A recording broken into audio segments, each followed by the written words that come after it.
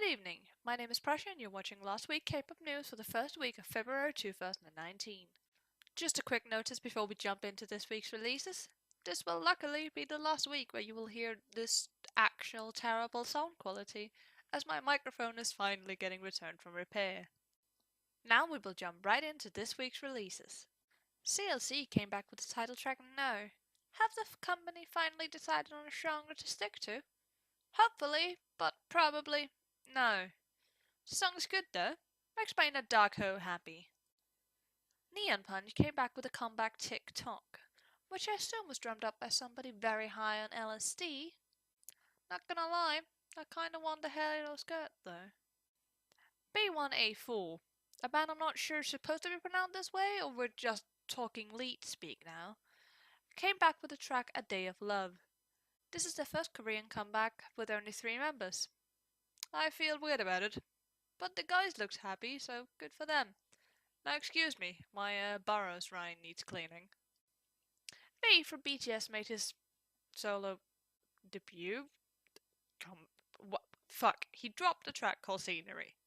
It's his first solo written track, and it's a track. Like, we all know I'm not a music critic, and I don't like ballads, so yeah, this isn't for me. Vixx have made their last comeback for many years with Walking. I'm not crying, you're crying. Okay, I'm crying. Oh god, please somebody make it stop. I'm not ready for this. Like, I'm not. This is the start of the end. Oh god. Thanks for your time, Vix. We'll be here when you finally come back in many, many years when the army spits you out again. Hopefully at that time you have all managed to move out of your dorm. Honestly, there are more releases. But I'm too sad. So let's cut to an earlier recording of me slowly drinking myself into an early grave while getting over the news. For this week's news, let's go over some quickies first. Astro got their first win with the single All Night, which I somehow missed when it came out 2 weeks ago. Good on them though. I am impressed that they managed to fit so much pastel hair dye on so few members. Here's to their future success. Monster is teasing a new album, and I wanna know if we're here. The answer is, well, after this tease I'm probably dead. Also, how the flying fuck did you guys record a new album already? Like, Jesus Christ. Taemin dropped a teaser with some sexy pictures for his new comeback. Did I mention that I would die for Taemin as he got me into K-pop and he renewed my passion for dancing? Well, now you know. I hope this comeback is more in the style of Danger. Now let's move on to the news section that isn't just I am a hoe and there's comebacks incoming. On the 27th of January 2019, One held their final concert in the Gyeongchang Skydome. This was to make a throwback as they held their debut showcase there as well. As of now, all members will go back to their original companies, where they will return with either solo activities or with the groups they were originally in. This was the end of 101. Now's the part of the news where I get annoyed. I've seen a lot of people online wanting or even demanding that the members should stay in 101. And if you're one of those people, I would like to tell you a personal message from me to you. Are you listening? Good. Fuck you! I am aware that that might sound a little harsh, but really fuck you, to be honest. I get that people will miss 101, but Minhyu and Sungwon have groups before. They have groups that they belong to, that they have belonged to long before 101. And there are fans, including myself, who doesn't follow 101 but has missed this originally group. Personally, I wish good luck to all the former members of 101, and I look forward to having a full New East comeback at some time very, very soon.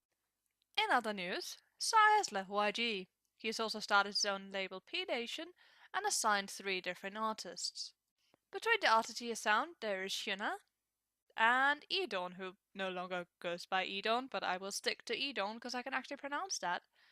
Last but not least, he has also signed Jessie, formerly of Lucky J, and the only person I trust to never let me down in this company.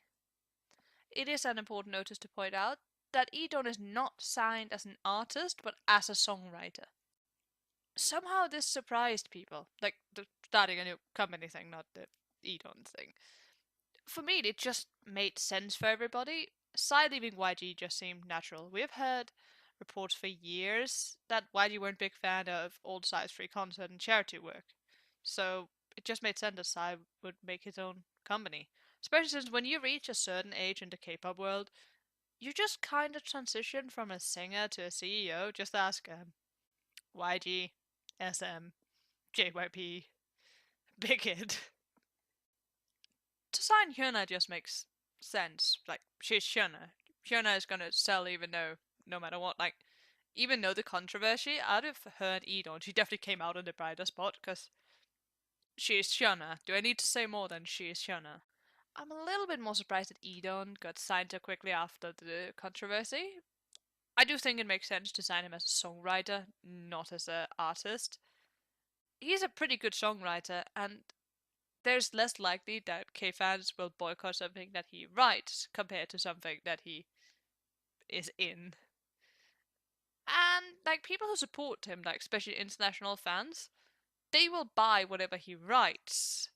So, it's much more of a safe bet. And for Jessie, like, I swear to God, 2019 is gonna be the year of Jessie. She's gonna blow up this year, I swear to God, or I will personally fight the K-pop fandom. Last, but certainly not least, let's finish with this week's segment of which K-pop fandom is just being numps over stupid things that doesn't make any sense. This week, we have armies. For the love of God, armies, please. Everybody already hates us. Like, not even like K-pop hate us, but K-pop fans as well hate us. Can't we try to be decent, normal humans? Just like for a week? That's all I want? No? Well, at least I tried to reason with you. So TXT, the new group out of Big Hit, has gotten an international fan cafe. Yay! As a logical person, you're probably thinking, well damn, isn't that great? That is one step closer to international fans having the same respect from artists as K-Fan has. And it gives us a chance to show our idols how special they are to us. Sadly, that was not the reaction that a set group of armies had. Nope, they saw this as an attack on BTS. Since they haven't gotten an international fan cafe yet, why should TXT be allowed to? Yes, seriously.